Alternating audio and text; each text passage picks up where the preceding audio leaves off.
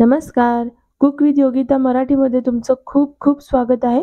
तर आज आपण एक वाटी कच्च्या तांदळापासून मस्त असा सॉफ्ट, स्पंजी अशी नाश्त्याची रेसिपी बघणार आहोत. तर रेसिपी शेवटपर्यंत नक्की बघा आणि रेसिपी कुठल्याही क्षणी थोडी जरी आवडली तर प्लीज व्हिडिओला लाईक नक्की करा. तर चला रेसिपीला सुरुवात करूया. तर इथे मी 1 वाटी तांदूळ घेतले आहेत. म्हणजे हे रोजच्या वापरीचेच तांदूळ आहेत. तुम्ही कुठलेही तांदूळ इथे घेऊ शकता किंवा तुम्ही इथे राशनचे तांदूळ घेतलेत तरीही चालेल. आणि हे तांदूळ जे आहेत ते आपल्याला 2 तास तरी भिजत घालायचे आहे. जर तुम्हाला सकाळी घालायचं असेल तर तुम्ही रात्री सुद्धा भिजत घालू शकता. तर मी इथे 2 तास भिजत घातले होते. हे बघू शकता. तांदूळ छान असे भिजले गेले आहेत. तर या पद्धतीनेच तांदूळ भिजवून घ्यायचे आहे. तर आता आपण याचं सगळं पाणी आधी काढून घेऊया. तर आता याला एका चाळणीवर काढून घ्यायचे. म्हणजे याच्यातलं सगळं जे पाणी आहे ते निघून जाईल.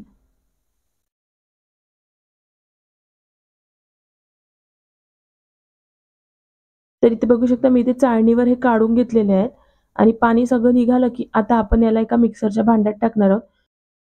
तर मी इथे मोठं मिक्सरचं भांडं घेतलंय आणि त्याच्यामध्ये हे सगळे तांदूळ जे आहेत ते टाकून घ्यायचे आणि यासोबतच मी याच्यामध्ये एक हिरवी मिरची घालते म्हणजे चव छान लागेल याची.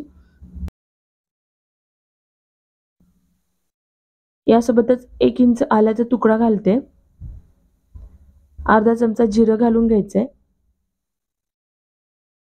यासोबतच आपण 1 कप तांदूळ घेतले होते त्यासाठी 1 कपच आपल्याला दही घ्यायचंय. म्हणजे जितके तांदूळ तितकंच दही घ्यायचंय आणि आता याला आपण पाणी न घालता वाटून घेऊया. म्हणजे जर तुम्हाला लागलं तर थोडंसं पाणी घालू शकता. तर मी इथे मिक्सरला लावून घेते आणि बघू शकता इथे मी मिक्सरला लावून घेतलंय आणि अशी बारीक अशी पेस्ट बनवून घेतली. तर मी इथे थोडंसं पाणी घातलं होतं कारण थोडंसं घट्टसर होतं त्याच्यामुळे. तर आता आपण याला हाताने असं चेक करून घेऊया. तर बघू शकता मस्त असं हे बारीक मी वाटून घेतलेलं आहे. तर आता आपण एका बाउलमध्ये याला काढून घ्यायचंय.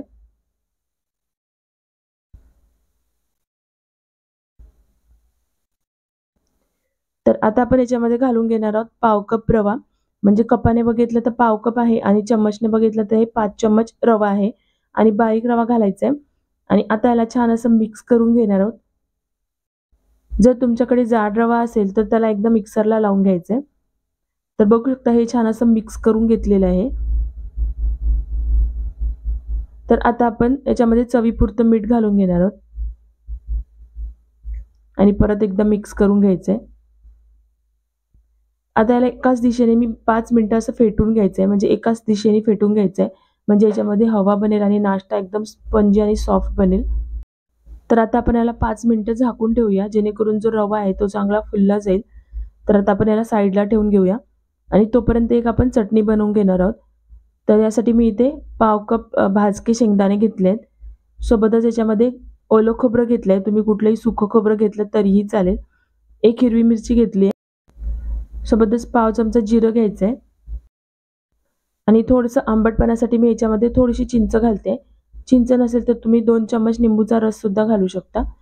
सोबतच याच्यामध्ये थोडीशी मी पुदिन्याची पानं टाकलेत. म्हणजे माझ्याकडे होती म्हणून मी टाकलेत आणि सोबतच थोडीशी कोथिंबीर सुद्धा घालायची आहे आणि चवीपुरतं मीठ घालायचं आहे आणि थोडंसं पाणी घालून आता आपण याला मिक्सरला लावून घ्यायचंय.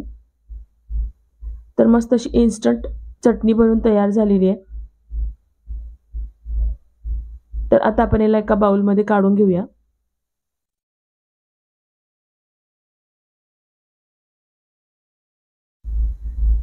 तर सगळी चटणी जी आहे ती मी इथे बाउलमध्ये काढून घेतलेली आहे आणि थोडीशी घट्ट वाटते म्हणून मिक्सरच्या भांड्यामध्ये थोडंसं पाणी घालून परत त्याच्यामध्ये घालून घेतलेलं आहे आणि छान असं मिक्स करून घ्यायचं आहे.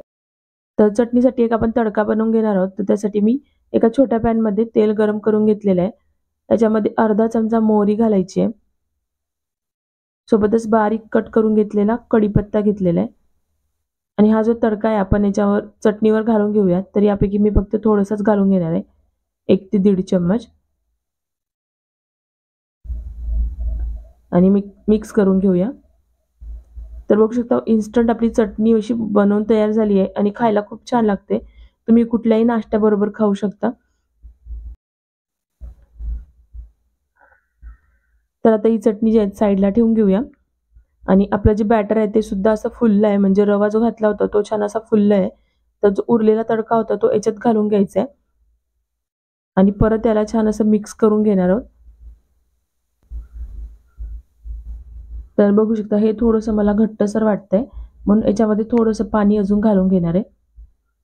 तर अगदी थोडंसं घालायचंय, खूप जास्त नाही घालायचंय आणि परत याला छान असं मिक्स करून घेतलंय. तर आता आपण याला साईडला ठेवून घेऊया आणि एका छोट्या प्लेटमध्ये मी थोडंसं तेल लावून घेतलेलं आहे. तर ही जी स्टेप आहे ती आधीच करून घ्यायची आहे. तर आता बॅटरमध्ये 1 पाउच मी इनोचं घालते. तर तुम्ही इनोच्या ऐवजी बेकिंग सोडाचा सुद्धा वापर करू शकता. तर 1 पॅकेट हे पूर्ण लागणार आहे. आणि याच्यावर थोडंसं पाणी घालून घ्यायचं आहे म्हणजे इनो जे आहेत ते ॲक्टिव्हेट होईल. आणि परत त्याला छान असं मिक्स करून घ्यायचं आहे. इनो घातल्यानंतर खूप जास्त फेटायचं नाहीये आणि लवकर आपण याला एका प्लेटमध्ये टाकून घेऊया. तर आता या प्लेटमध्ये आपण हे सगळं बॅटर घालून घेणार आहोत. जर तुम्हाला कमी घालायचं असेल तर 2दा सुद्धा बनवू शकता किंवा 2 भांड्यांमध्ये सुद्धा ठेवू शकता. तर मी ते सगळं एकाच प्लेटमध्ये घालून घेतलेलं आहे. इनो घातल्यानंतर ही जी प्रोसिजर आहे ती आपल्याला फास्ट करायची आहे. तर दुसरीकडे मी पाणी सुद्धा गरम करायला ठेवलं होतं एका कढईमध्ये. आता जे हे ताट आहे ते आपल्या कढईमध्ये ठेवायचं आहे. आणि कढईमध्ये खाली एक रिंग ठेवलेलं आहे, जेणेकरून याच्यामध्ये पाणी वगैरे जाणार नाही. आणि वरून थोडंसं मी लाल तिखट घालते म्हणजे दिसायला खूप छान दिसेल. आणि लवकर आपण याला पटकन झाकून ठेवून घेऊया. तर आता याला 12 ते 15 मिनिटं मीडियम गॅसवर शिजवून घ्यायचं आहे म्हणजे छान असं शिजलं जाईल. तर इथे 15 मिनिटं झालेली आहेत. बघून घेऊया. तर इथे चाकूच्या मदतीने आपण याला चेक करून घेऊया, की आतपर्यंत शिजलंय की नाही. तर बघू शकता अगदी प्लेन निघालाय म्हणजे छान हे आतपर्यंत शिजलं गेलंय. तर आता आपण याला थंड होऊ द्यायचंय. थंड झाल्यानंतर आपण याला कट करून घेणार आहोत. तर आता बघू शकता हे छान असं थंड झालेलं आहे. तर आता आपण याला कट करून घ्यायचंय. तर कुठल्याही शेपमध्ये कट करू शकता म्हणजे ट्रायंगल वगैरे शेपमध्ये सुद्धा करू शकता. तर मी ते ढोकळ्यासारखेच याला कट करून घेणार आहे. तर रेसिपी तुम्हाला कशी वाटली मला कमेंट बॉक्समध्ये नक्की सांगा आणि आवडली असेल तर प्लीज व्हिडिओला लाईक नक्की करा. तर बघू शकता हे छान असे स्पंजी झालेले आहेत. बघू शकता या पद्धतीने चेक करून दाखवते. अगदी सॉफ्ट आणि स्पंजी होतात. एकदा नक्की ट्राय करून बघा. जर सकाळी हा नाश्ता बनवायचा असेल तर रात्रीच तांदूळ भिजत घातले तरीही चालेल. तर मस्त असा नाश्ता तयार झालेला आहे. तर बघा मस्त आतून अशी मस्त जाळी झालेली आहे. आणि खायला सुद्धा खूप छान लागते कारण आपण आतमध्ये सुद्धा तडका घातला होता. वरून पण तडका घालू शकता पण मला गरज वाटली नाही कारण आतमध्ये घातला होता त्याच्यामुळे. आणि या चटणीसोबत खाल तर अगदी अप्रतिम लागते. तर नक्की ट्राय करून बघा. भेटूया अशाच नवनवीन रेसिपींसोबत. Bye bye.